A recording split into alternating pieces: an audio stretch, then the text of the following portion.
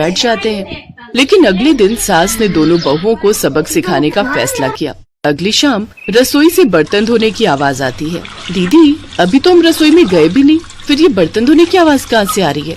चलो देखते हैं। दोनों अंदर जाकर देखती हैं तो अनुज बर्तन मांज रहा होता है, रोहन धो रहा होता है और बूढ़ी सास पार्वती खाना बनाने लगती है।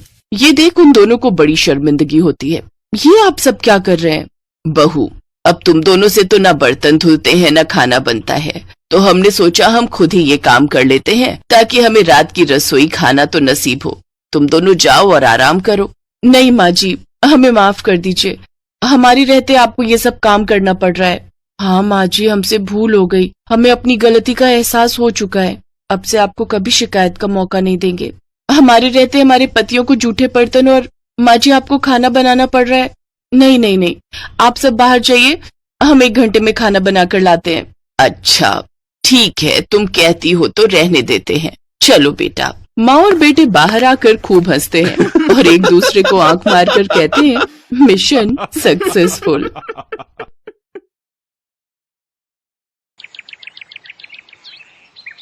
एक रोज शाम के वक्त हिना अपनी माँ के साथ बैठी हुई होती है।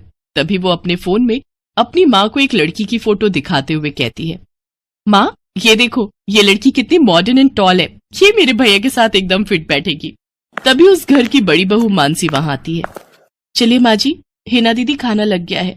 बहू यहाँ तो आ, ये देख हम तेरे देवर के लिए रिश्ता.com की साइट पे लड़की ढूंढ रहे हैं जो कि सुंदर होने के साथ साथ अमीर भी है। अब तेरे गरीब मायके वालों ने दहेज के नाम पर 1-2 चीज पकड़ा दी बस, इसलिए अब मैं अपनी छोटी बहू अमीर खानदान की लाऊंगी जो कि भर भर कर दहेज लाए। हाँ, वो अपनी बड़ी बहू को ताने दे ही रही थी कि तभी उसका छोटा बेटा हितांश एक मॉडर्न लड़की के साथ घर आता है। उन दोनों के गले में वरमाला डली हुई थी। हितांश बेटा, ये लड़की कौन है? माँ, ये जूली है और हम दोनों ने शादी कर ली है। क्या तुम दोनों ने शादी कर ली? मैं नहीं मानती इस शादी को।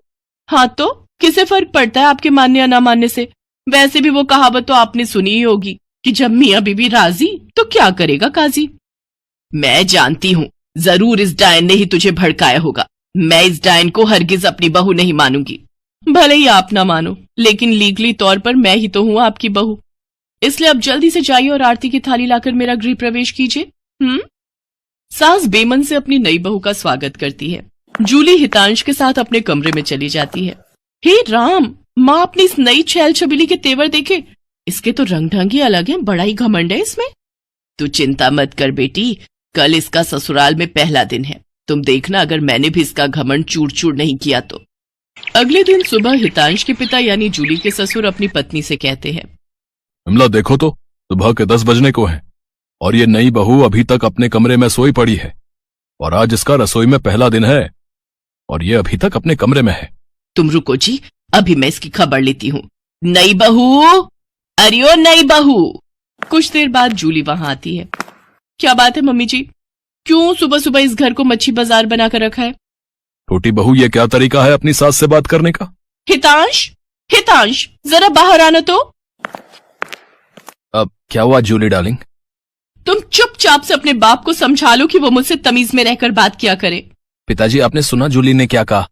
नालायक, इस दिन के लिए पैदा किया है क्या तुझे कि तू अपनी बीवी का जोरू का गुलाम बन जाए? बस आपसे ही सीखा है पिताजी। जूली की सास खाने की लिस्ट नई बहू के हाथ में देती है और कहती है, ये ले, ये तेरी पहली रसोई की लिस्ट है। आज तुझे ये सब खाना हम सबके लिए बनाना है और हाँ, उसके बाद किचन की साफ सफाई भी कर देना। सासू माँ, ना तो मैं खाना बनाऊंगी और ना ही सफाई करूंगी। बहू आई है घर में, कोई काम वाली बाई नहीं जो उसे आते ही काम बता दिए। भले ही ससुराल में मेरा पहला दिन हो, लेकिन इस पहले दिन से अब आप लोगों की जिंदगी बदलने वाली है। तो मेरी प्यारी ननद जी, पहले तो आप इस घर की साफ सफाई करोगी और सासू माँ आप बनाएंगी खाना, और वो भी मेरी पसंद का। मैं ये सब नहीं करूंगी, समझी? देवरानी जी, ये सब क्या कह रही हैं आप? हम इस घर की बहू हैं और ससुराल वालों का ख्याल रखना हमारा फर्ज है। जेठानी जी, इन जैसे फर्जी लोगों के लिए काहे का फर्ज? इनके साथ तो यही होना चाहिए। बड़ी जुबान चलती है तेरी, मैं तो तुझे छत से धक्का ही दे दूंगी, फिर तू भूतनी बनकर भटकती रहना।